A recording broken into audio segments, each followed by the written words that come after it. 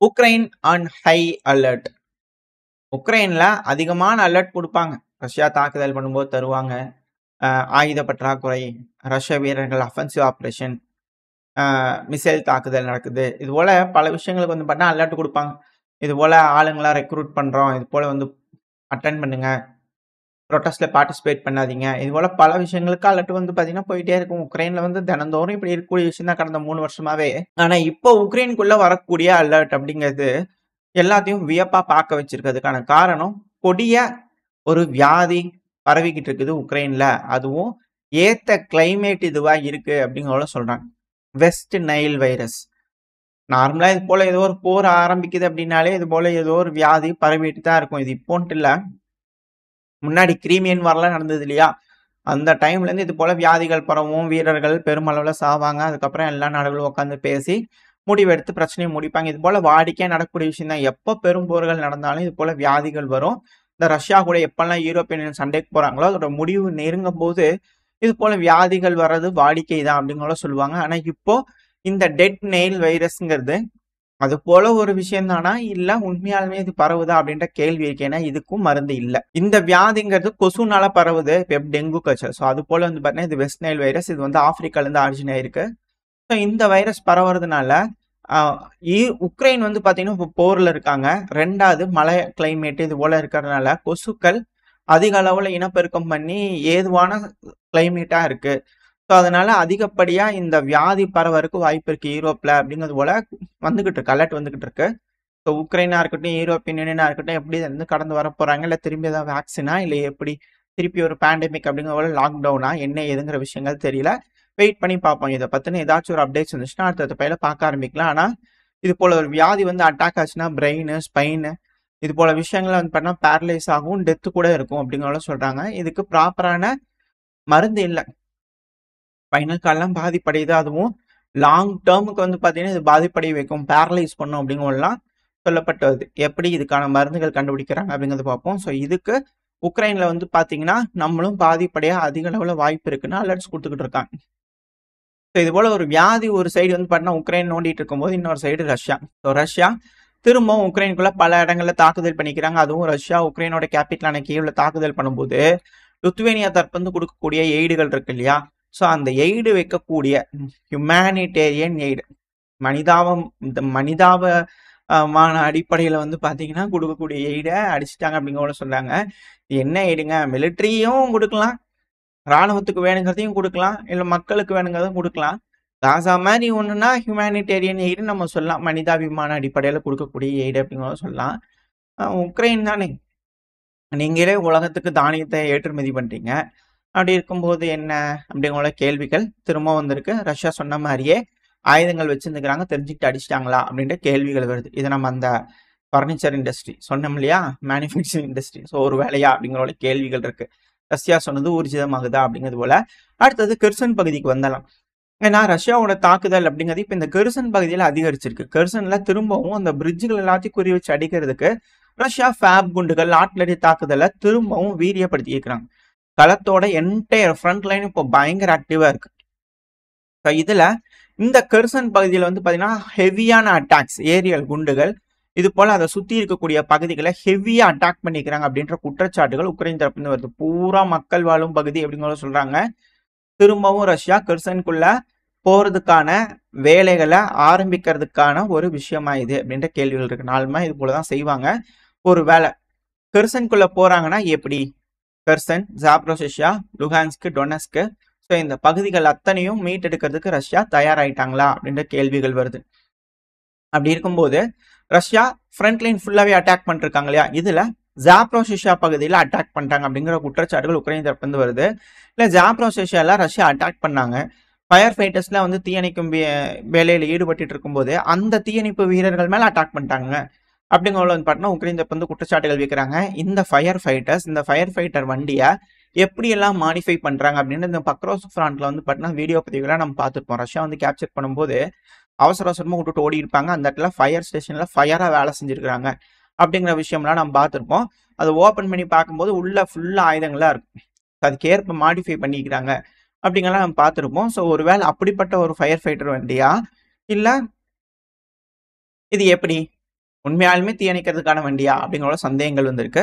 So wait பண்ணி பார்ப்போம். ஜாப்ரோஷியாலையும் ரஷ்ய தரப்பு வந்து ஒரு மேசிவ் அட்டாக் பண்றாங்க அப்படிங்கிறத புரிஞ்சுக்கலாம். அது மட்டும் இல்லாம இது போல ஹெவியா அட்டாக் நடந்திருக்கு. இந்த ஹுலைபோல் இந்த பகுதியெல்லாம் அட்டாக் பண்ணிக்கிறாங்க ரஷ்யா. இப்போ ஐஏஏ தரப்பு வந்து திரும்ப இந்த ஜாப்ரோஷியால எப்பெல்லாம் ரஷ்ய தரப்பு வந்து இது போல ஒரு அஃபென்சிவ் ஆபரேஷன்ல வீரியமா இறங்குறாங்களோ அப்பெல்லாம் இது போல ஒரு நியூஸஸ் வந்துடும். International atomic energy agency IAA இருக்கிறாங்க இல்லையா, இப்போ அவங்க தரப்பு வந்து திரும்பி வந்து பார்த்தீங்கன்னா ஒரு குற்றச்சாட்டு வந்திருக்கு. ஐயையோ திரும்பி இவங்க அடிச்சுக்க ஆரம்பிச்சிட்டாங்க. அணு உலை பக்கத்தில் ஆக்சிலரி பிளான்ட்ல வந்து பார்த்தீங்கன்னா கரும்புகை வர ஆரம்பிச்சிருக்குது. இருதரப்புலையும் மாறி மாறி அடிச்சுக்கிறாங்கன்னு மேம்போக்கில் சொல்லிட்டு போயிடுவாங்க. ரஷ்யாவோட கட்டுப்பாட்டுக்குள்ள இருக்கக்கூடிய பகுதிகளை ரஷ்யாவே ஏன் தாக்குதல் பண்ணும் அப்படிங்கிற ஒரு கேள்வி இருக்கு. பட் இருந்தாலும் இந்த ஒரு சின்ன விஷயம் மட்டும் மேற்குக்கு புரிய மாட்டேங்குது. அந்த ஐஏஏ சயின்டிஸ்ட்டுங்கிறாங்க இந்த அணு உலையில வந்து ரஷ்யாவோட கட்டுப்பாட்டுக்குள்ள இருக்க அவங்க ஏன் அட்டாக் பண்ணிக்கிறாங்க அப்படிங்கிறதுக்கு ப்ராப்பரான ரீசன் அவங்க கிட்டே இல்லை. அதையும் புரிஞ்சுக்க முடியல. ரஷ்யா தான் அட்டாக் பண்ணான்றையும் தெளிவா சொல்ல மாட்டாங்க, யாரு பண்ணாங்கிறதையும் சொல்ல மாட்டாங்க. அடுத்தது அப்படியே களத்துல வந்துட்டோம் அப்படின்னா இந்த பக்ரோஸ்க் பகுதி, இந்த டொனஸ்க் ஒப்லாஸ்ட்ல இருக்கக்கூடிய பக்ரோஸ்க் பகுதி. ஸோ இந்த டின்ப்ரோ பெட்ரோவெஸ்க்கு, இந்த பக்ரோஸ்க், இந்த டொனஸ்க், ஸோ இந்த பகுதிகள்லாம் ரஷ்ய தரப்பு வந்து ஹெவியான ஃபேப் ரக குண்டுகள் ஏரியல் அட்டாக்ஸ் வந்து பார்த்தீங்கன்னா பண்ணிட்டு இருக்காங்க அப்படிங்கிற வீடியோ பதிவுகள் வந்துகிட்டு இருக்கு. ஹெவியான டேமேஜ், துல்லிய தாக்குதல்கள், அதிக சேதம் ரஷ்ய தரப்பு வந்து ஏற்படுத்திக்கிட்டு இருக்காங்க. இப்போ இது போல தாக்குதலோட வீரியம் 5000 குண்டுகள்லாம் ஒரு மாசத்துக்கு ஏவுறாங்க அப்படின்னா, இந்த ஏரியல் குண்டுகள் இந்த விமானங்கள் யூஸ் பண்ணி ஏவுறாங்க அப்படின்னா ஏர் டிஃபென்ஸ் சிஸ்டம் சுத்தமா இல்லை. களத்துல ஃப்ரண்ட் லைன்ல பாதுகாக்கக்கூடிய வீரரை பாதுகாக்கிறதுக்கு ஏர் டிஃபென்ஸ் சிஸ்டமே இல்லை அப்படிங்கிறது புரிஞ்சுக்க முடியுது. ஸோ அதிகப்படியான இழப்புகள் இப்போ டின்ப்ரோ பெட்ரோவெஸ்க், பக்ரோஸ்க் இந்த பகுதியில் வந்து பார்த்தீங்கன்னா ஏற்பட்டுக்கிட்டு இருக்கு. அதுக்கான காரணம் ரஷ்யாவோட ஏர்ஃபோர்ஸ். ஸோ ஏர் சூப்பர்மர்சிங்கிறது ரஷ்யாவுக்கு வர ஆரம்பிச்சிருச்சு. இது எல்லாத்துக்கும் மேல ரொடான்ஸ்க் பகுதி இருக்கு இல்லையா, இந்த பக்ரோஸ்க் பகுதி, ஸோ அதை நெருங்க ஆரம்பிச்சிட்டாங்க. ஆல்ரெடி ரொடான்ஸ்க்ல சண்டை நடக்க ஆரம்பிச்சிருச்சு அப்படிங்கிற செய்திகள் வர ஆரம்பிச்சிருச்சு. சிட்டிக்குள்ள அந்த செட்டில்மெண்ட்டுக்குள்ள வந்து பண்ண சின்ன ஒரு இதுதான். ஸோ அந்த செட்டில்மெண்ட்டுக்குள்ள வந்து பண்ண சண்டை ஆரம்பிச்சிருச்சு, சண்டை நடந்துகிட்டு இருக்கு அப்படிங்கிற சொல்றாங்க. ஸோ இதனால அந்த கருப்பு கலர் லைன் இருக்கு இல்லையா, அதாவது உக்ரைன் கொடுக்கக்கூடிய இதுதான், கன்ஃபார்ம்டு சோர்சஸ் இல்லை, இது உக்ரைன்ல இருக்கக்கூடிய மீடியாக்கள் கொடுக்கக்கூடிய சோர்ஸ் தான். இதே ரஷ்யாவில் எடுத்தீங்கன்னா அது வந்து பாதி செட்டில்மெண்ட் ரஷ்யாவோட கட்டுப்பாட்டுக்குள்ள வந்துருச்சு அப்படிங்கிறது போல ரஷ்யன் தரப்புன்னு சொல்லிட்டு இருக்காங்க. நம்ம ரஷ்யாவை கண்டுக்கிறது இல்லை, எப்பவுமே உக்ரைன் சொல்றதான் பார்ப்போம், ஏன்னா அப்பதான் செய்திகள் தருவாங்க. ஸோ அதனால இவங்க என்ன சொல்றாங்கன்னா அந்த பகுதிகளில் சண்டை ஆரம்பிச்சிருச்சு அப்படிங்கிறதும் சொல்றாங்க. ஸோ இதனால அங்க இருக்கக்கூடிய சண்டை ஆரம்பிச்சதுக்கே வந்து பார்த்தீங்கன்னா அந்த கருப்பு கலர் லைன் இருக்கு இல்லையா, ஸோ அந்த லைன் வந்து பார்த்தீங்கன்னா ரூட் சப்ளை லைன்ஸ், வேணுங்கிற ஆயுதங்கள், அடிப்பட்ட வீரர்களுக்கு வேணுங்கிற முதல் உதவி, அடிப்பட்ட வீரர்களை திரும்பியும் களத்திலிருந்து எடுத்துட்டு போறதுக்கு, புதுசா வீரர்கள் கொண்டு வந்து களத்துல விடுறதுக்கு, அது போல ரோடு தான் அது. அந்த எல்லோ கலர்ல இருக்கிறது பக்ரோஸ்கோர் ரோடு. அது செமி கண்ட்ரோல்ல இருக்கு, பாதி கண்ட்ரோல்ல இருக்கு. ட்ரோன் கண்ட்ரோலுக்குலாம் அந்த ரோடு வந்துருச்சு. ஆனா இதை பயன்படுத்த முடியாத ரோடா மாறிடுச்சு. அதான் பிளாக் கலர்ல இருக்கிறது. இந்த பகுதி இந்த ரொடான்ஸ்க்கு ஃபுல்லா முடிஞ்சிருச்சு அப்படின்னா பக்ரோஸ்கோட வடக்கு பகுதி, ஸோ மிர்னோகிராடோட வடக்கு பகுதி. ஸோ இந்த மிர்னோகிராடு பக்ரோஸ்க்கு வந்து ட்வின் சிட்டிஸ்னு வச்சுங்க, ரெண்டுமே பெரிய சிட்டி. அதிகப்படியான வீரர்கள் ஆயுதங்கள்லாம் குமிச்சு வச்சுக்கலாம். ஆல்ரெடி இந்த மிர்னோகிராட்குள்ள ரஷ்யால அட்டாக் பண்ணிக்கிறாங்கன்றதை இந்த மேப் வீடியோல பார்க்கும்போது நம்ம பார்த்துருப்போம். இப்போ இது முழுவதும் வந்து பார்த்தீங்கன்னா சுற்றி வளைக்கக்கூடிய வேலைகளை ரஷ்ய தரப்பு வந்துட்டாங்க. ஸோ ஒன்ஸ் இந்த ரொடான்ஸ்க்கு ஃபுல்லாக முடிஞ்சிருச்சு அப்படின்னா ரஷ்யா மேல இருந்து, அதாவது டாப்ல இருந்து கீழே பக்ரோஸ்கோ நோக்கி அட்டாக் பண்ண ஆரம்பிச்சிடுவாங்க, மிர்னோகிராட் நோக்கி அட்டாக் பண்ண ஆரம்பிச்சிடுவாங்க. இது மிக பெரும் சிக்கலை வந்து பார்த்தீங்கன்னா உக்ரைனோட ராணுவ வீரர்களுக்கு ஏற்படுத்தும். ஸோ எப்படி உக்ரைனோட வீரர்கள் இதுல இருந்து மீண்டு வர போறாங்க அப்படிங்கிறது பார்த்தலாம். இதுக்கு நடுவுல உக்ரைனோட ஒரு எம்பி இந்த ஸ்க்ரோகாட் அவர்கள், இவங்களை நம்ம அடிக்கடி பார்ப்போம் சேனல்ல, இவங்க அடிக்கடி செய்திகள் கொடுப்பாங்க. ஸோ இவங்க வந்து பார்த்தீங்கன்னா ஒரு செய்திகளை சொல்லிக்கிறாங்க. லைவ்ல போயிட்டு இருக்கும்போதே ஒரு விஷயத்த சொல்லிக்கிறாங்க. ஆமாங்க, சண்டை பிடிக்க உக்ரைனோட வீரர்கள் களத்தை விட்டு ஓடிடுறாங்க. இது வரைக்கும் 4 லட்சம் பேர் அது போல ஓடிக்கிறாங்க அப்படிங்கிறது போல இவங்க தரப்புல இருந்து வந்து அண்ணா ஸ்க்ரோகாட் அவர்கள் தரப்புல இருந்து செய்திகள் வந்துகிட்டு இருக்கு. அதாவது வம்படைய ஆளை பிடிச்சிட்டு போனா அவங்களுக்கு எப்படி கடைசி வரைக்கும் நின்று போராடணும் அப்படிங்கிற மனப்பான்மை இருக்கும். இவ்வளோ ரஷ்யா வராங்கன்னா துப்பாக்கி கீழே வச்சுட்டு ஓடிடலாம் அப்படிங்கிற போல எண்ணம் தானே இருக்கும்.